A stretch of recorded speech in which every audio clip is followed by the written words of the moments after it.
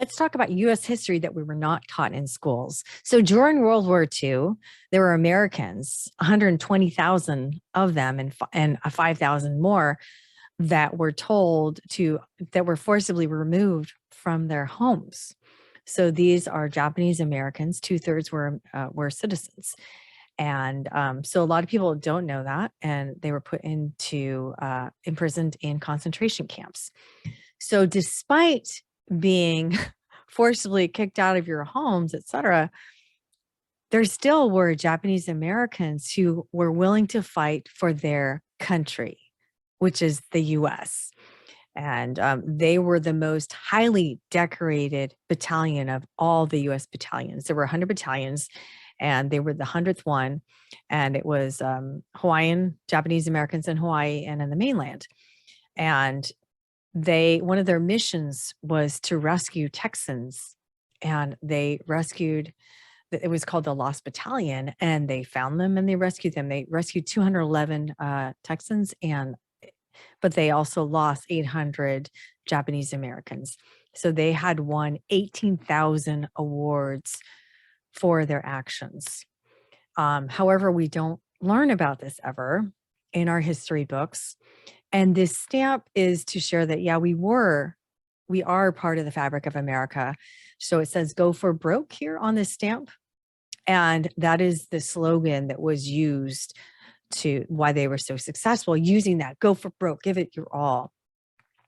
And who got this stamp, who championed this idea, was these three senior ladies, all in their 90s. And this is Fusa Takahashi, Aiko King, and Chis Ohira. And they were all imprisoned in the concentration camps, and their husbands were in the 442. They worked tirelessly for 15 years to get this stamp approved. And guess what? They succeeded. So unfortunately, Fusa's husband, who was in the 442, did not live to see the day, but Fusa did. So this is Fusa's lap, and it's the stamp in her hands that she worked so hard for shortly after she died. So she died in January here. And I think I'm Japanese American, and as I look at these stories of resilience and patience, I think I have a little bit of that, but it gives me strength to know, you know what, Japanese Americans really have put up with a lot, and really all immigrants have. But when I am thinking, I'm going to quit, this is so dumb, trying to tell people about Asians, people are not listening to it. I can look to so many Japanese Americans who have been so resilient. And the way that I've seen Japanese Americans fight is very different than the way other people protest.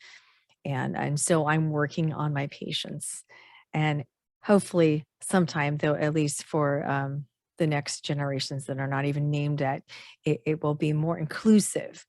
I will still continue to work towards Asian inclusivity.